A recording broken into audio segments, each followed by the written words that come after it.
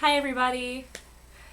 So it is now November and I have been in Japan for, August, September, October, more than 3 months now. So that's pretty cool. I cannot believe how time is flying.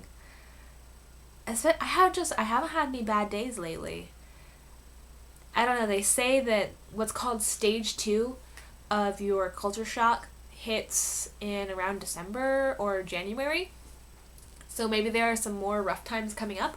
But right now I feel pretty good. In fact, this week, yesterday actually, I had some of the ladies in town, including some of my coworkers, come over and I taught them how to make American cake, which basically is cake that you do not make out of pancake mix and has icing.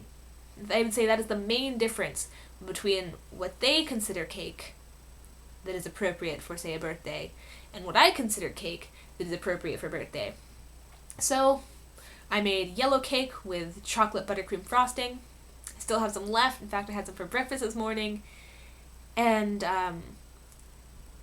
during that whole thing with them here and drinking coffee and eating cake, I actually felt that I was involved in the conversation the entire time, and I understood almost all of it. We did have to pull out the dictionary every now and then for just a certain word, but it went really well. I feel like I'm really starting to get the hang of this whole speaking Japanese thing. So I was really happy about that. To quickly talk about some of the things I said I would talk about, I mentioned something called National Novel Writing Month. Now, it's not a Japan thing. It's a everywhere thing, but it's English language, so I think that as an America thing. And I mention it only because it's going to involve me writing almost 2,000 words every day, so it's going to have me a little distracted for this month. I'll probably not talk about it much on here, because it doesn't really have to do with my life in Japan. But basically, I'm writing a lot lately this month. And so I might be a little wiped out. And I might complain if I get behind on my word count or if I stall out. So that's what you can expect from that. Now, on to Halloween in Japan.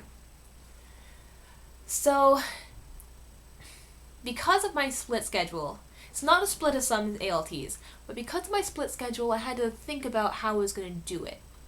Tuesday, which was the day before Halloween, of course, I had class with my little kids, and it was planned to be a special Halloween class, so that was pretty straightforward. I whipped up some little felt boot covers and wore a bandana around my neck and made a little sheriff's badge and went as a cowgirl. Oh, and I had braids. I went as a cowgirl because that was a costume that I could be wearing and still move around a lot with the kids. And also I had everything to make it / just throw it on. So I was able to have a different costume for the day, and then for that night when I had my special mask making class. And we just made masks out of felt. I was given a budget of basically $75, and I only spent on decorations and supplies. I spent about, I don't know, maybe 30, and I didn't need all of the decorations, and I didn't need nearly all of the supplies that I bought. I have so much felt that I do not know what I'm going to do with, so much black felt. Yeah, but, I mean, better safe than sorry. And then I spent a lot on candy to give to the kids, of course. And then my supervisors told me to keep what was left as basically my pay for doing it. So that's pretty cool. Especially because when I was doing all my budgeting for the month, I actually wasn't counting on that money. So it was almost like a little bonus. I had almost forgotten that I had spent my own money on this party, which was to be reimbursed. So that was cool. And the party went well, but it was really fun for everybody there, but it was just stressful for me because it was kind of like my responsibility, and if it didn't go well, I would have felt terrible. So it was just really stressful for me. Plus, I had a discussion with my supervisor. It was two discussions that combined into stress. So first discussion was the discussion last week about how I'm still having trouble in that my kids don't talk to me that much. And I don't know what it is. Actually, it kind of feels sucky. But yeah, so they don't talk to me much. I would like to think that it's just because they're afraid I'm going to make them speak English and they're not sure how much Japanese I can speak. So I would like to think that it's that and not that just they hate me. But yeah, not a fun thing. Not a fun thing. And then I don't know if it was in response to that conversation, but then we had another conversation on Monday about how he feels that, for example, on graduation day, when the kids are gathering around like all their favorite teachers and not talking to other teachers, that those teachers they don't talk to, it's because they don't respect them. And he said, I hope that the kids can respect you. So I'm just like, what? So now, if my kids don't talk to me, it means I'm not a respectable teacher? So I have all of that in my head. Plus my supervisor was there the entire time that I'm giving this math class. So I have all of that in my head. So it's just really stressful. But it's over now. And then Wednesday, of course, was actually Halloween, and that was at the middle school. And, man, my JTE just came up with the most mind-numbing lesson plans that he possibly could for during the day. But I just kept thinking about the Halloween class. I'm like, alright, we're gonna have fun. And we did have fun. But we had planned to paint the pumpkins because the school had grown because they were too small to really cut. And he didn't bring any paint. I guess that was a lack of communication because I didn't specifically ask him to bring the paint, but he didn't specifically ask me to bring the paint either. And I would assume that having the basic materials for the lesson is the responsibility of the lead teacher, especially because he never lets me plan anything. So it seems really messed up that I don't get to plan anything, but I might be responsible for making sure that everything flows smoothly. So I was really glad that I went ahead and I grabbed all my glitter glue. I almost didn't bring it. Actually, I left part of my costume because I wore my witch costume from the day before. I left my hat in my car, so I ran up to get that, and while I was there I thought, okay, I should grab my glitter glue. So, if not for that tiny twist of fate, we would have had nothing but markers to use on these pumpkins, and that would have been lame. So, yeah. That was a minor frustration.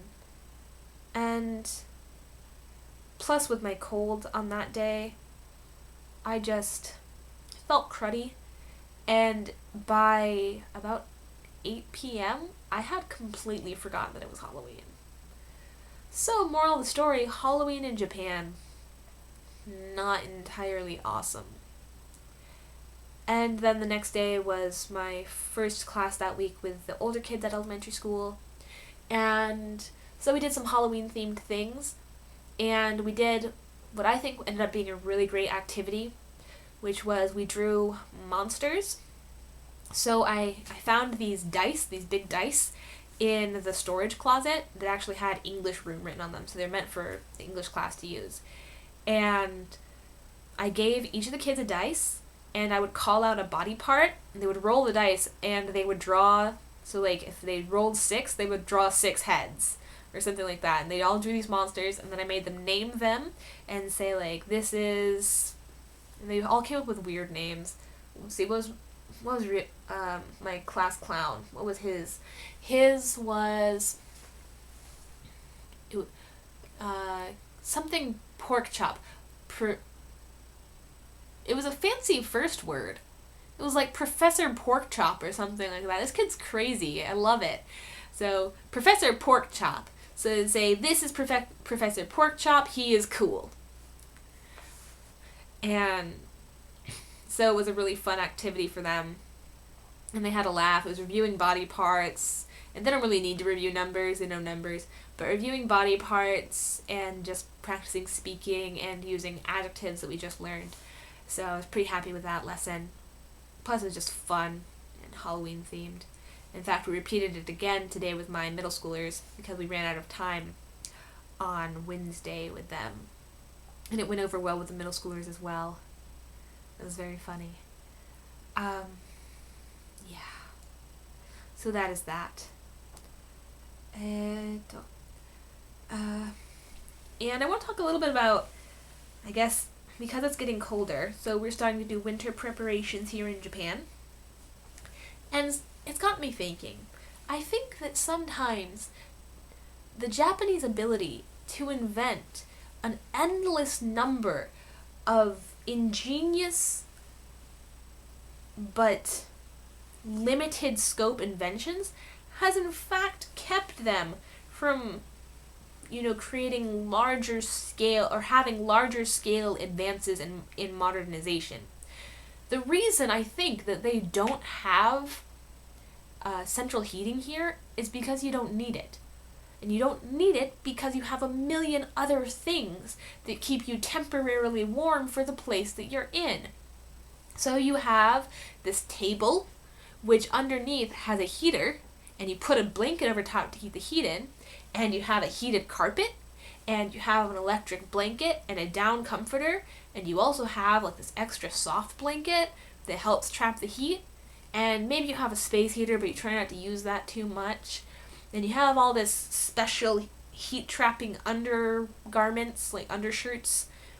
And you have, when you go outside, you have little heated things you put in your pockets and you carry around with you. And when you have all that, it gets you by.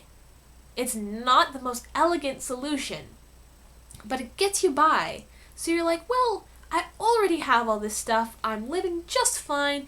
I don't need to pay several $1,000s to retrofit my 300-year-old, well, not 300, but my very old house with air ducts and central heating. So they just haven't done it. And it's really interesting to think about. That was my little nugget of wisdom for you, I guess. And I think that's about it for today. So next week, I will report back to you on Universal Studios Japan, which I am going to tomorrow, and information on at least setting up an appointment for the dentist, because I need some dental work done. So that's all for now, and I'll see you guys next week. Bye-bye.